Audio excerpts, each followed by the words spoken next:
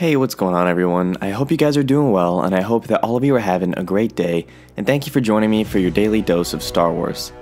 Kylo Ren is now officially the big bad in this trilogy, with the death of Supreme Leader Snoke. I don't know if any of you expected that the Supreme Leader would be killed in the second film of the sequel trilogy.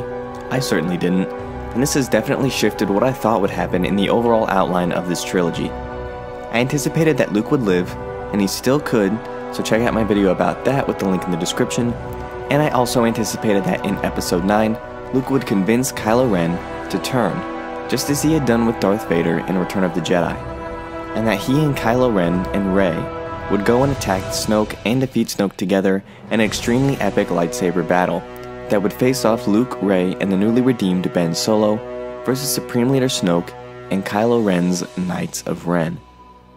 This is no longer a possibility, of course, in the sequel trilogy with Snoke's death and Luke's ending on The Last Jedi, but it is still possible for the Knights of Ren to reappear in Episode 9. It's no secret that the Knights of Ren didn't appear in The Last Jedi, and Rian Johnson clued us in the reason for that by saying the following: "I guess I could have used them in place of the Praetorian Guards, but then it would feel like wasting them, because all those Praetorian Guards had to die, and if Kylo had some kind of connection to them, it would have added a complication that wouldn't have helped the scene. Truth is, I just didn't see a place for them in the movie." I'm glad Rian didn't see a place for them in the movie and didn't use the Knights of Ren as the Praetorian Guards, because I really wouldn't have enjoyed the fact that we were introduced to this mysterious group of characters in that of the Knights of Ren, and then to have them killed off. Rian made the right decision and right call in not using them, because this allows JJ to bring them back in the sequel trilogy and Skywalker Saga finale in Episode 9. The Knights of Ren, however, were not entirely left out of The Last Jedi, as they were hinted at a few times throughout the film, but the one that was most important and most revealing to me was during a scene between Rey and Luke when they were discussing what happened with Kylo Ren and Luke and why he turned to the dark side.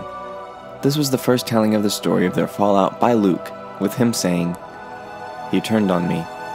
He must have thought I was dead. When I came to, the temple was burning. He vanished with a handful of my students and slaughtered the rest."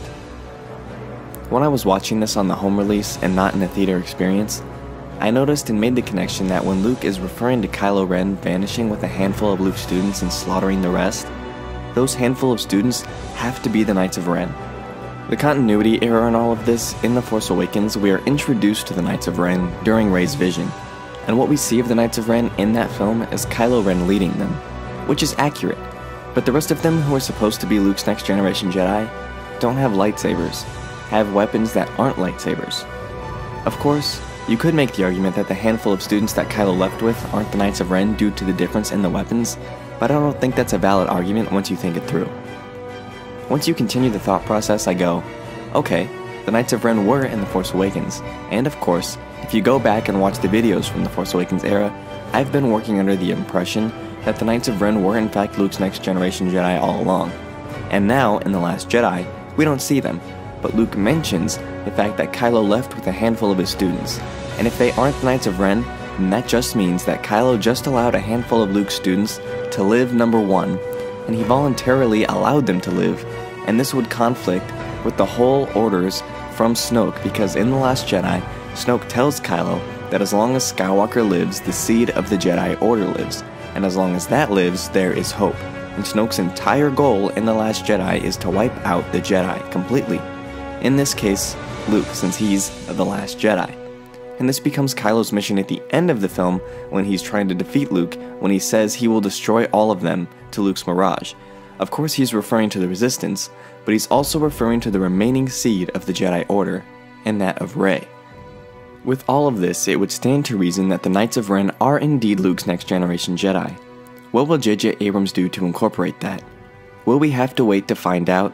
But I'm sure he will do something about it, considering Snoke is dead, and Kylo Ren has asserted himself as the new Supreme Leader. And with his presence now being the new big bad, it would stand to reason that rather than just having Hux behind him, with Phasma being dead, that another threat to the Resistance would be to assemble or reassemble the Knights of Ren.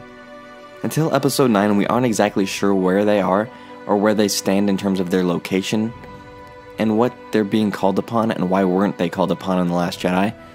By the First Order. But what do you guys think of Luke's next generation Jedi being the Knights of Ren? I think Luke's dialogue proved that they are indeed his next generation Jedi, and I have told you why, but let me know what you guys think about this in the comments down below. That wraps things up for me here in this video. I hope you guys enjoyed it. If you did, give this video a thumbs up and subscribe to the channel for more videos like this one.